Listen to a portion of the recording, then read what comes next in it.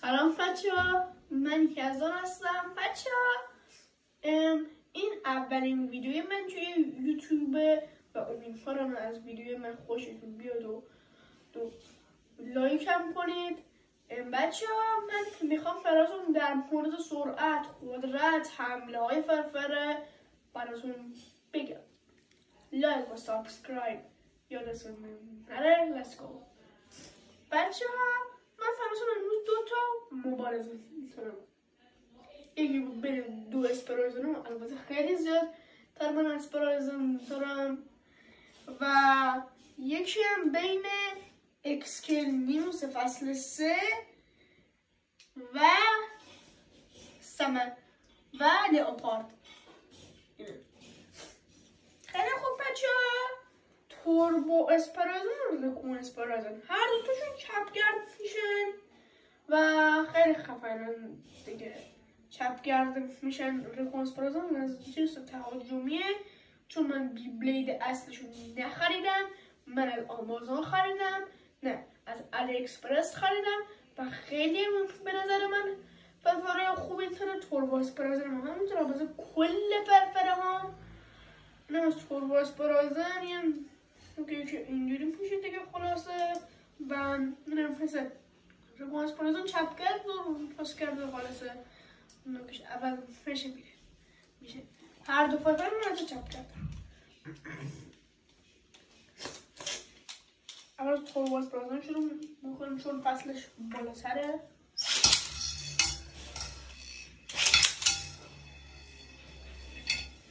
او بچه ها، رکون اسپرایزن بالا سرعت گرفته، البته ما سفیده است. داریم پوله که ضربه بزنه. اوه، اولی ضربه هاست. اوه، درست استقامته. بچه ها، من از اون سوال دارم، مگه میشه فرفر فصل 2 فرفر فصل 3 رو ببره اونم به همین سادگی؟ حالا میبریم میریم. دفعه اول رکون اسپرایزن رو بریم.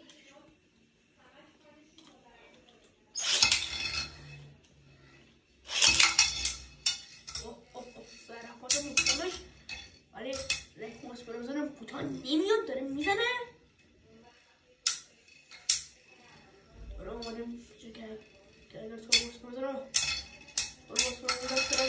میزنه و علا برد. راستی مبارزه های تمام 3 امتیازی هم برن 2-0 چه توربو اسپرایزن.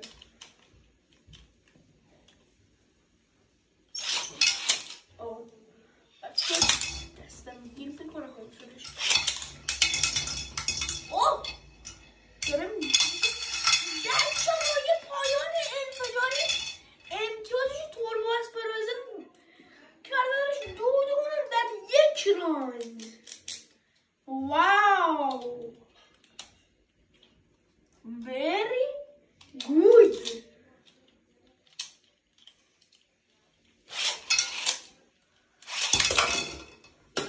بچه چون معمولا داره حمله میکنه اصلا اجازه. حالا خوب بچه ها، مبارزه اول توربو اسپرایزن و رکون اسپرایزن بردن. لئوپارد و اکسکل نیوز هر دوتا هم جنس تهاجمیه. بچه ها فکر کنم این که اصل لئوپارده و اینم فکر کنم اصل نیستن، ولی حالا ما میدیم.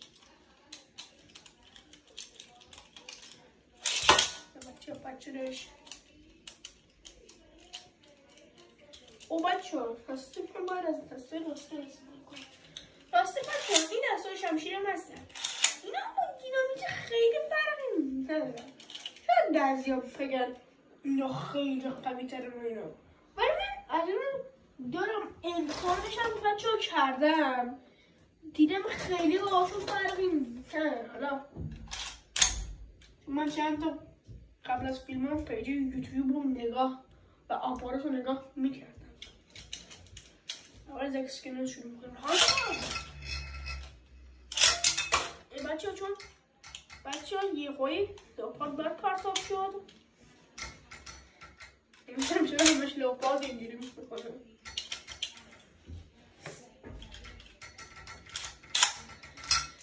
اکسکیلوس بر پرتاب شده ایش.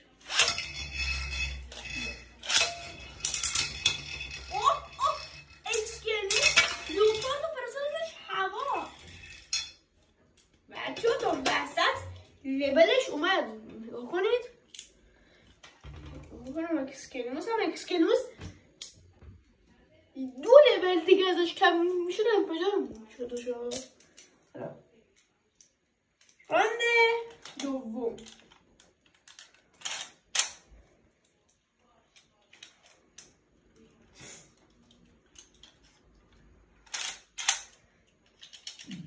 اول لوپارد تبرکراش.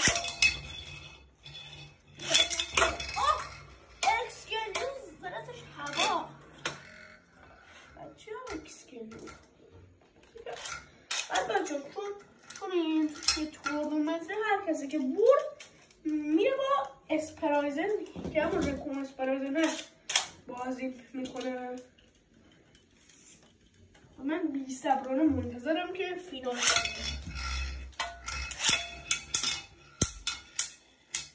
لوپارد با خشم به اکسکیلوس بزنه.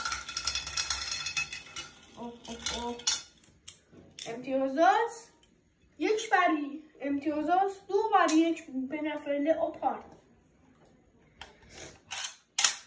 بچه ها رو نمیتونم هیچ فرقی ندارم.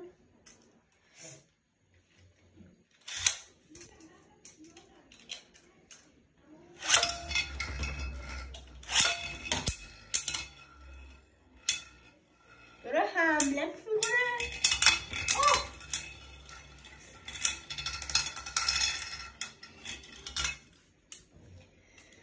اینم از اکسکیلوس که باخت همون توربو اسپرایزن.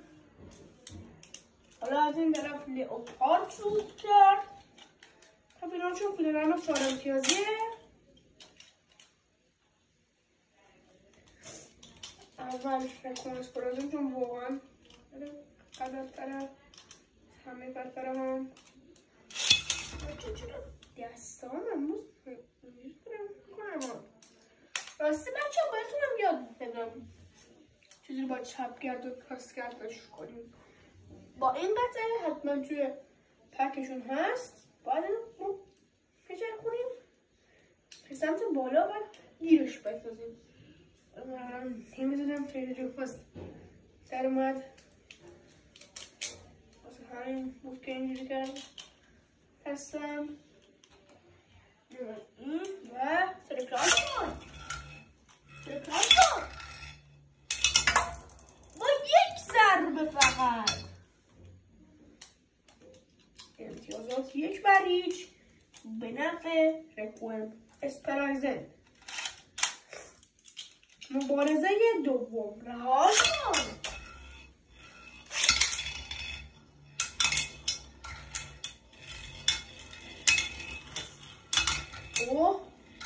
لئوپارد داره تردید.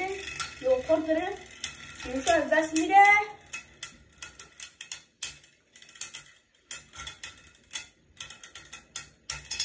بالا زخم شده. بله اسپرایزن دومین امتیازش هم میگیره. مبارزه سوم. امتیازات 2-1 به نفع رکون اسپرایزن.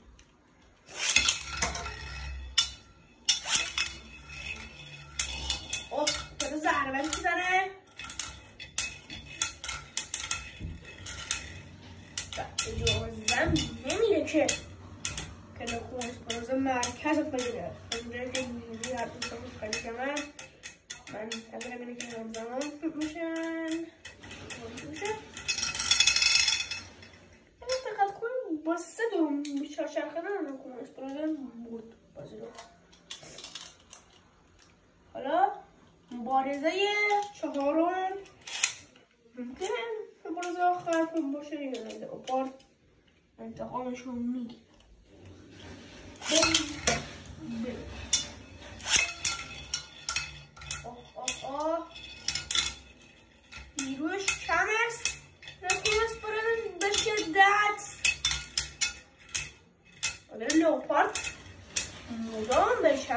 میخونم ولی نه خیلی خوب بچه حالا من بهتون یه آموزشی میکنم در مورد راست کردن اسپرایزن. ما اینو میچرخونیم به سمت براتون دقت کنید استفاده قبلا اینجا بود. نه حالا الان این راست چپ کردن تشو نگاه کنید این قطعه سفیده اینجاست. حالا نگاه کنید این قطعه سفیده اینجاست و اینم اینجاست. حالا من اینو میذاریمش اینجا خیلی آروم. دیدید الان راست کرده. اگر دقت کنید این به این نمیخوره. حالا بهتون توضیح بدم در مورد راست کردن و چپ کردن دسته ها. نگاه کنید این راست اله، این راست اله روش اگر دقت کنید یه ال نوشته. بعد اینجا یه آر داره که اینو راست کرده. حالا چون من معمولا میذارمشون روی حالت ال بچه توربو اسپرازون خیلی سفت بود نتونستم من حالتشو تغییر بدم.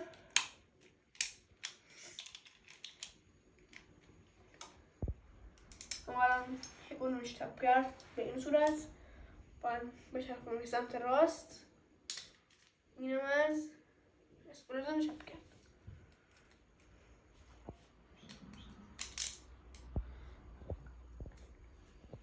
بچه خب این کل اسپرازن رکوم اسپرازن توربو اسپرازن در واقع من حتی کجاست بورد اسپرازنم دارم که نوکش باید همونجا باشه. بایستید اگر من این بچه بورد اسپرازن من برعکس بقیه فرفرام بعد شاهلیوس هم به خصوص اصلا البته پذیرشون هستم. حالا بچه سیبر باتری یکی از خفن ترین فرفره هامه. نگاه کنید میتونه اصلا اینو که دیدید توی فیلم پیش خواهد اصلا اینش باز میشه یه جان پوست میزنه.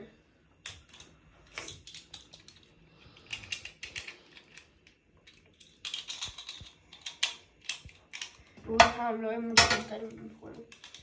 نمیتونیم ببینیم که بازتر خوشه.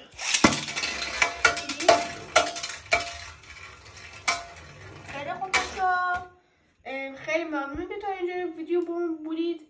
باز هم میگم اگر دوست داشتید لایک و سابسکرایب فراموش نشه و امیدوارم که از ویدیوی من خوشتون اومده باشه. تا ویدیوی بعدی خداحافظ.